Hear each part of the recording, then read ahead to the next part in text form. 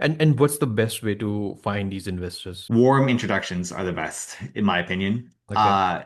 I would say I've definitely done a lot of cold outreach, cold emails, LinkedIn. To be Okay. honest, we actually raised our first pre-seed round. Our very first check was a cold outreach. So it was Wow. a DM on LinkedIn that worked really well for me. The Mhm. rest were warm introductions. He was a huge advocate for us. And he introduced us to two, three, four, five other investors. Mhm. And they introduced us to other investors in that network. So that warm introduction is more powerful than you think. Yeah. But to get to that warm introduction, you might have to do some cold outreach. You might have to do some DMs. And that's when the real work begins. Using Wow. Bolt.new, which is an AI tool, we were able to build his first MVP over the weekend. He didn't have to spend thousands of dollars on hiring and contractors and agencies, which are great, don't get me wrong. But at this stage of an idea, you just Yeah. want to prove out that there's a business model there. Yeah. So Yeah. build it out. We built it out over the weekend. Mhm. Fully functional mobile app, all the bells Wow. and whistles that you can think of. And right now, and at that time, like he had 340 people on the wait list. Wow. Just by showing that MVP out. Head entrepreneurs entering into the space is play the long game. And what I mean by that is in the animal health space, you have to be able to win both sides of the market, as mentioned, the pet owner side and also the veterinarian. I find success really comes from overnight success in this space or quick wins. I think you have to play the long game. You have to be consistent, credible, and honestly stay committed to your vision over time. And that's what led me to building Vetsie for 5.5 years and stay in the game. Hey guys, before I start the podcast, a quick introduction. My name is Varnit and I'm the founder of Pet Excel Marketing. Pet Excel Marketing is a marketing agency that specifically works with pet businesses. Over the years, we have worked with pet food brand, pet relocation businesses, pet SaaS companies, pet clothing brand, cat food businesses, dog grooming services, and many other product and service-based pet businesses globally. Our services includes everything from creating graphics to running your ad campaign. Not only that, we have built amazing websites and apps for pet businesses. So if you have a pet business and would like us to help grow it, click on the first link in the description to book a call with our team. Now enjoy the podcast. Hi guys, my name is Varnit. I'm the host of the Pet Brand Podcast, where we bring together founders, CEOs, and leaders in the pet industry to share their stories and insight. This show is all about helping you, pet brand entrepreneurs, learn how to grow, start, and scale your businesses by hearing directly from the people who have done it. Today, I'm excited to welcome a very special guest to the Pet Brand Podcast, Alex Chieng, an experienced entrepreneur and investor who has spent more than 8 years at the intersection of technology and the pet industry. Alex was the founder and CEO of Vetsie, a company that transformed how veterinary professionals deliver cares during the pandemic.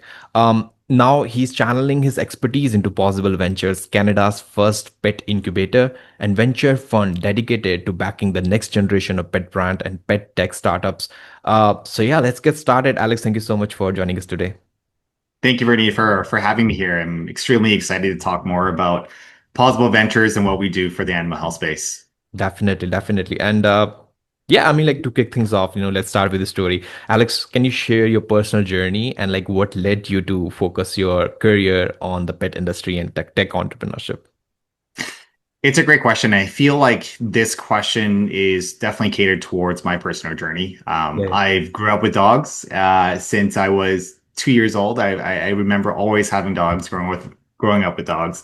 And by the time I hit my early 20s, that's when I got my first dog, which was Bentley, who's my French bulldog. You'll probably see him a lot online if you search up Alex Chieng or Okay. Okay. Bentley. You guys will see him. But it started off with just understanding that pet ownership is extremely difficult, but there are lots of great tools, lots of great services, lots of great platforms out there that make it easier for pet owners. This started really during the early pandemic in terms of looking into the industry as a whole. One thing I've learned is that it always lags behind human health. Yeah. So when I was looking into pet tech as a whole, I just realized that it was completely underdeveloped in terms of tech, in terms of platforms, in terms of what's available to pet owners. And Yeah. from that point on, with my love, through my love of Bentley and just the pet industry, that led me to really looking into the space, and I promised myself that I'm going to innovate in this space and I'm going to do whatever I can to push the boundaries of animal health.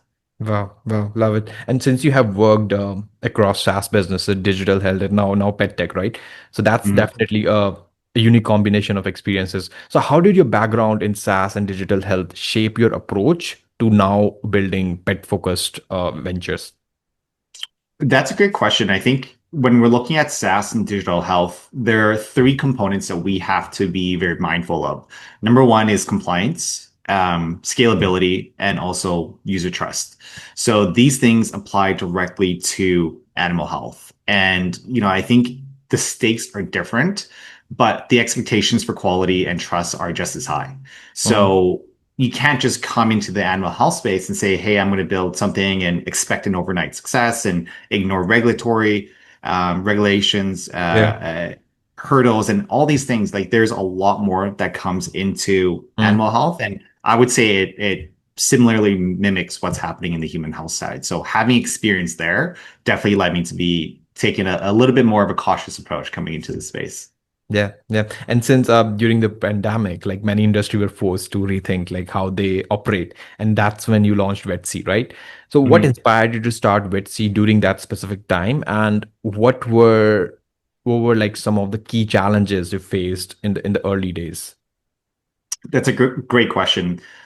First and foremost, the inspiration was a necessity. During the Mm, time, clinics were closing down. There was a shortage of veterinarians. Pet okay. owners were just having an extremely difficult time getting into the clinic. Mm, So in the year 2020, when I was looking at solutions, there was not any exclusive solutions for veterinary professionals to communicate with pet owners virtually. mm, There mm, were a ton in human health. There were a lot in human health. And that begged, the question, why isn't there a virtual solution for pet owners? mm, At the time, clinics they were using their phones. They were used on FaceTime. They were using Zoom. They were using Google Meets, but there was nothing dedicated for the mm, veterinary space. So mm, me as a pet owner, I couldn't get in the clinic for 3 weeks, at the time. So I had to build something. And that was, again, that came out of necessity. mm, The challenge there was innovating and building something very quickly into, what I call a much more conservative industry. We had to balance out between being a traditional tech company mm. and going into an industry where most veterinarians at the time, the technology and change and adapting. Yeah. So we had to prove that we weren't just an app. We had to prove that this is normal. This is an extension of veterinary care.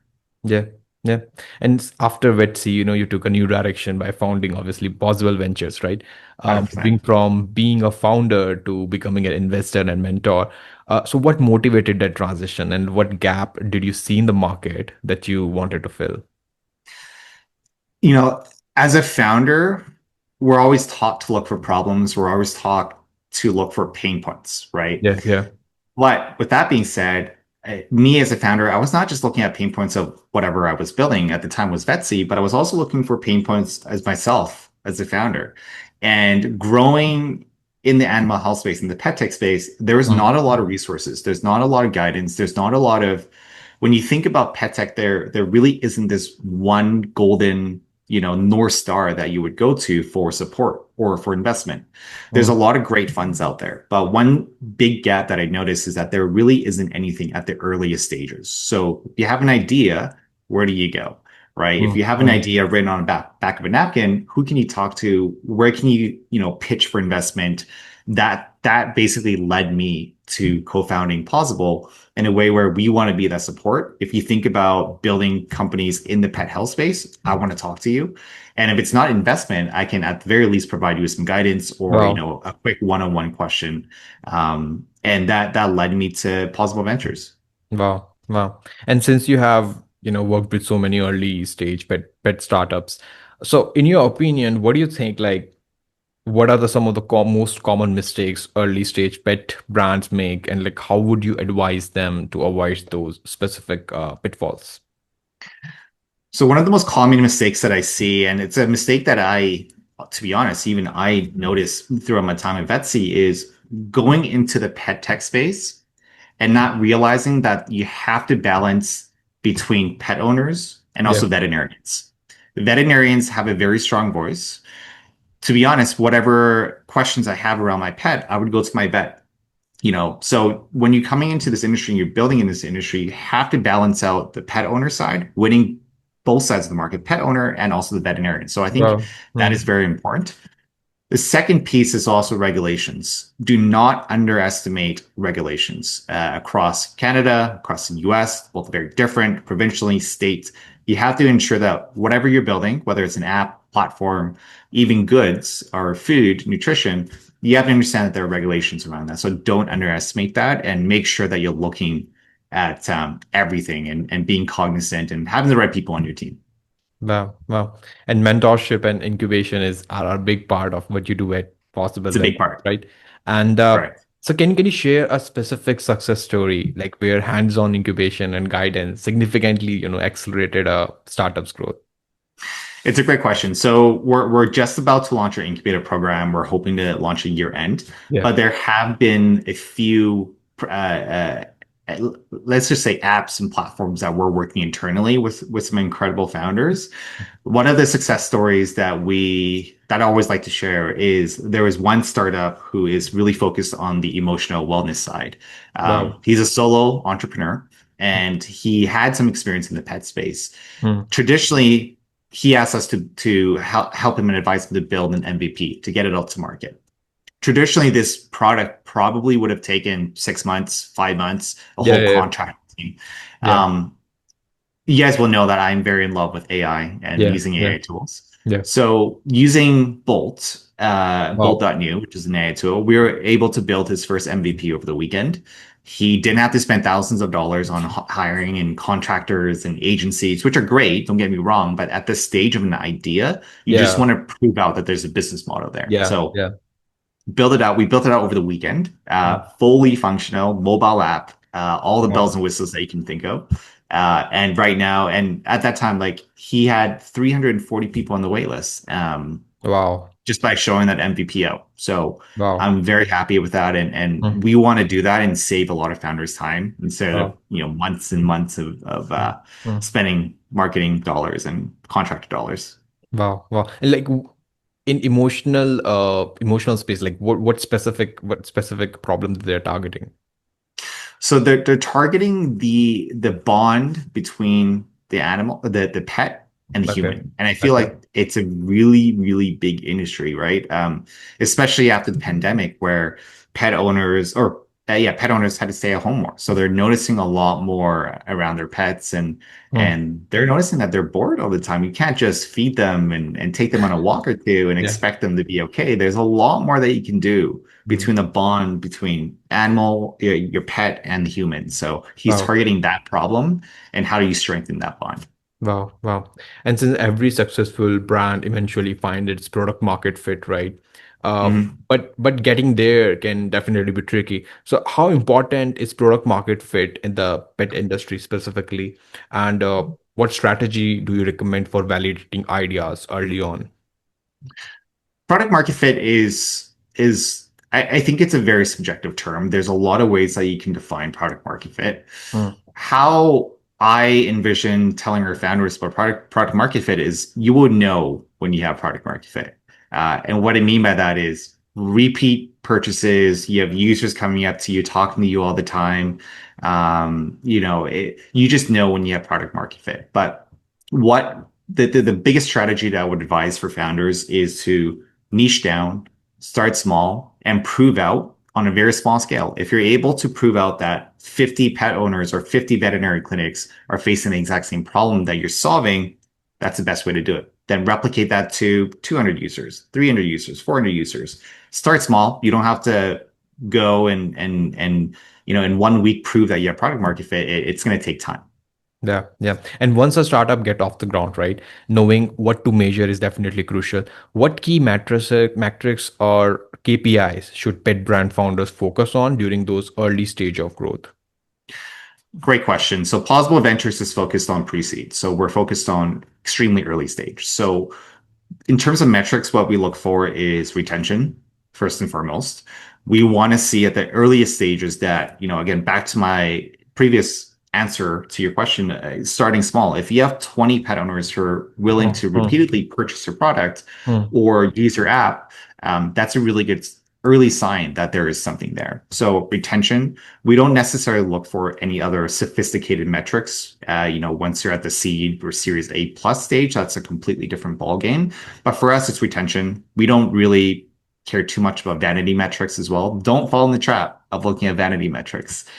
Retention is what we look for. Wow, wow. And looking ahead, the pet industry is definitely rapidly evolving, with new technology innovations. What are the biggest emerging trends in pet tech that you are seeing that entrepreneurs should be paying attention to right now? It's a great question. There are three. I mean, I'm a bit biased. I love everything that's happening in animal health. Okay. But if you were going to ask me what are the top three, I would say number one, AI personalization. AI is coming, whether or not you like it. I'm a huge advocate for AI, and I feel like with the use of AI, there's a lot more that we can do that personalize health. Mm. So some sort of AI driven personalization, whether it's towards B2B, so veterinary clinics, or whether it's towards pet health. That's something that I look for. The other is wearables and hardware real-time monitoring. Wow. Um, I like to always look at opportunities from statistics. So we're Mm. also seeing a huge trend of pet owners who are visiting the clinic less and less and less and less, whether that's due to financial constraint or because there's other methods of seeing your vet. Mm. So I'm a big advocate for wearables, being able to put a wearable around your pet's neck and wake Mm. up and, And and track have an their app that health. tells you tracks your health. Exactly. All the vitals.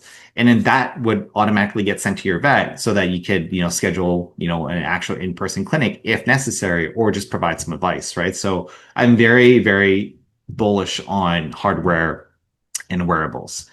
Last but not least, it definitely would be pet food, CPG, Mm. um, nutrition, us as humans, we look for the best foods in the world. We look for what's nutritious. We look for some, really amazing meal prep plans, and that's only going to trickle down to pet health. And we're already seeing it, of course, but those are the three industries I would say.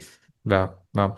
And talking more about fundraising and go-to-market strategies, fundraising is often one of the biggest hurdle for early stage founders, right? And you've been through that journey yourself with Vetsie, right? What key lessons did you learn from fundraising that you now apply when advising other pit brands? This is a great question. So when it comes to fundraising, I made the mistake as a founder of whenever I was going on to pitches, I would always pitch our features. Okay. I would always pitch, this is what we can do, this is what we can do. Yeah. But I'm not really focused on the problem that we're solving. So I want to advise founders, and I will continue to advise founders that you have to share your story at the earliest stages. That's the most important. You have to share what you're doing, why you're doing it, and what problem you're solving. Mm. And last but not least, you have to make sure that once you tell your story, you have to portray how you, as a founder and a company, are uniquely positioned to solve that problem. So at the earliest stages, you don't have to focus on, all the features that you're building because features we can build quite quickly nowadays.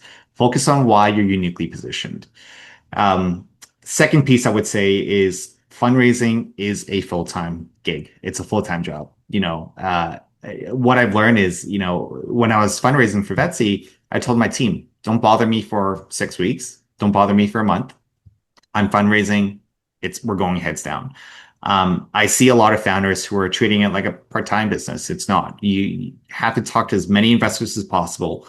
You have to do your due diligence. You have to Mm. have Mm. a organized spreadsheet of how many investors you're talking to, when are you following up, all Yeah. these notes. Yeah. So those are the two, biggest lessons Mhm. that I would advise. Yeah. And what's the best way to find these investors? Warm introductions are the best, in my opinion. Okay. I would say I've definitely done a lot of cold outreach, cold emails, LinkedIn. To be Okay. honest, we actually raised our first pre-seed round. Our very first check was a cold outreach. So it was a Wow. DM on LinkedIn that worked really well for me. The Mhm. rest were warm introductions. He was a huge advocate for us. and he introduced us to two, three, four, five other investors, and they introduced us to other investors in that network. So that warm introduction is more powerful than you think. Yeah. But to get to that warm introduction, you might have to do some cold outreach. You might have to do some DMs, and that's when the real work begins. Wow, love it, love it. And once a brand gains traction, it faces challenges of moving beyond early adopters. How do you recommend pet brands manage the transition from serving a small niche audience to capturing like mainstream customers? Yes. So what I would recommend is back to my earlier point, when you're niching down, you're serving 20, 30, 40, 50 Yeah. users at the time, right? So you're really focused on that. When you want to transition them from early adopters to mainstream customers, I feel like it would be a very natural extension. Once you're able to solve what works for 50 pet owners, Yeah. naturally you're going to be able to expand that into 100, 500, or 1,000 users, right?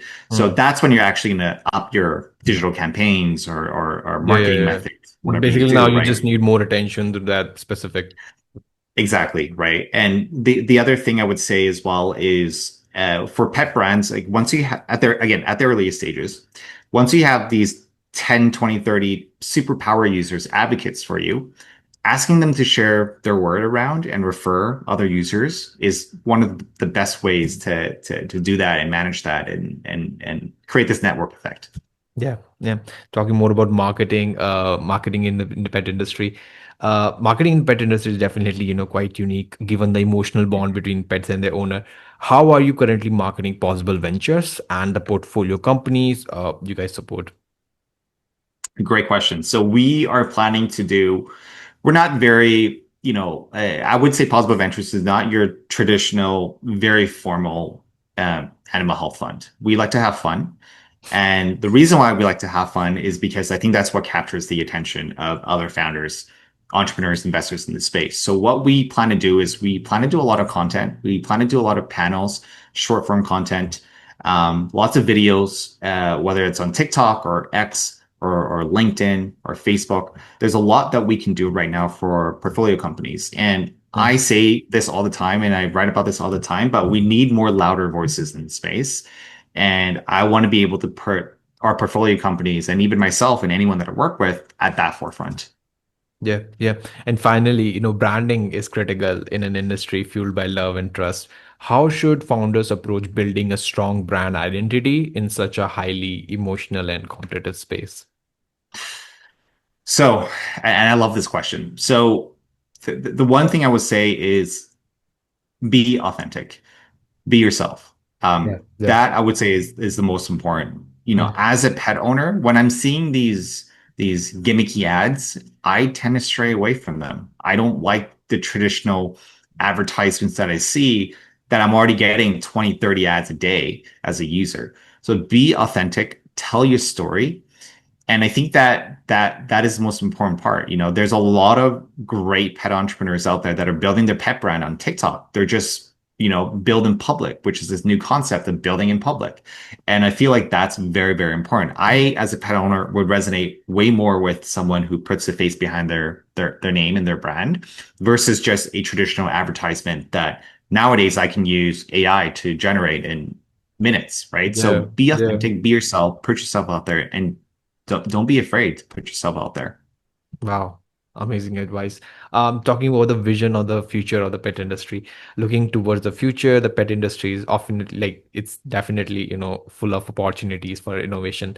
Where do you see the biggest opportunity emerging, let's say, in the next 5 years? Yeah, so I think I touched on this lightly The first before. one will be AI, right?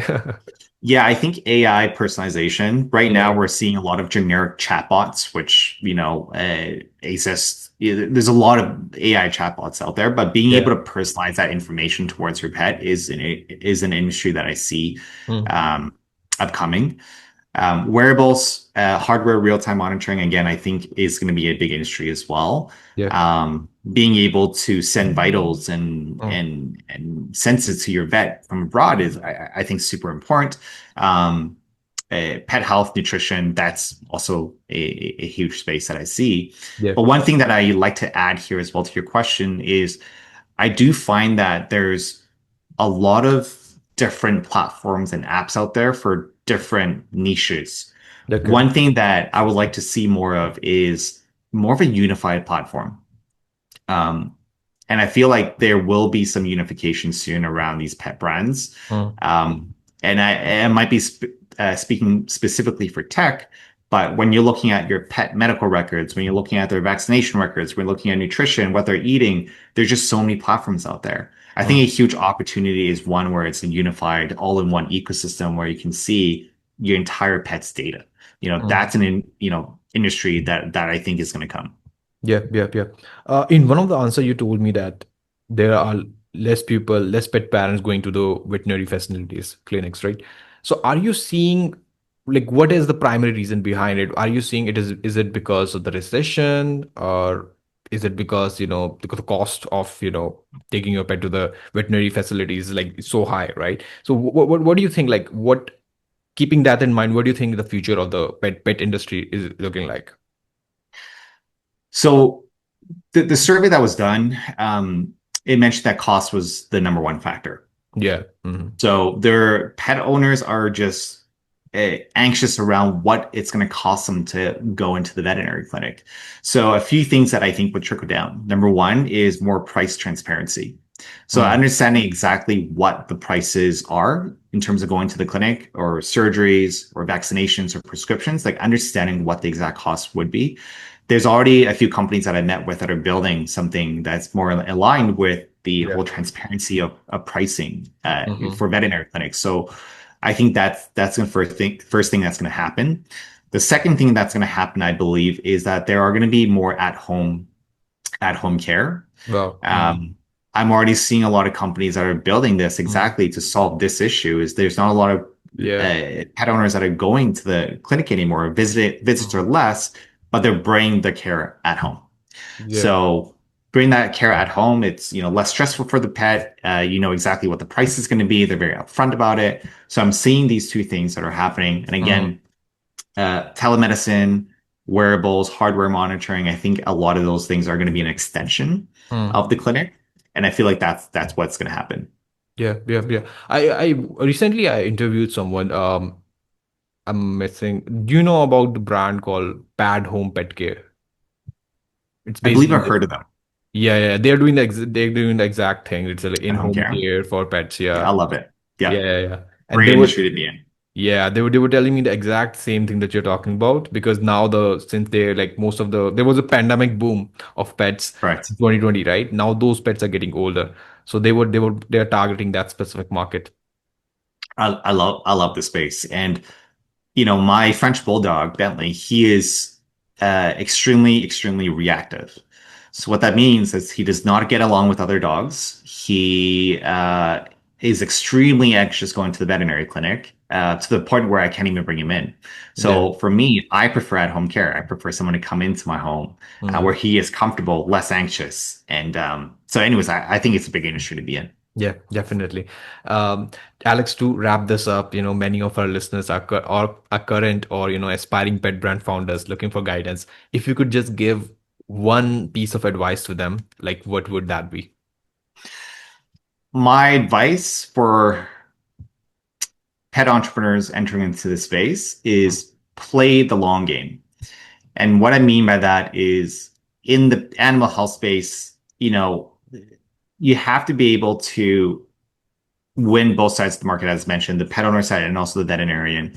I find success really comes from overnight success in this space or quick wins. I think you have to play the long game. You have to be consistent, credible, and honestly stay committed to your vision over time. And that's what led me to building Vetsie for 5.5 years and staying in the game. We are an extremely welcoming industry. Animals are the future. Animals are our best friends, Mhm. and it's a great industry to be in. So I welcome everyone to come into this industry and yeah, play the long game. Play the long game. Love it, love it. And guys, that brings us to the end of today's episode. Alex, thank you so much for joining us today on the Pet Brand Podcast. Thank you so much for having me here.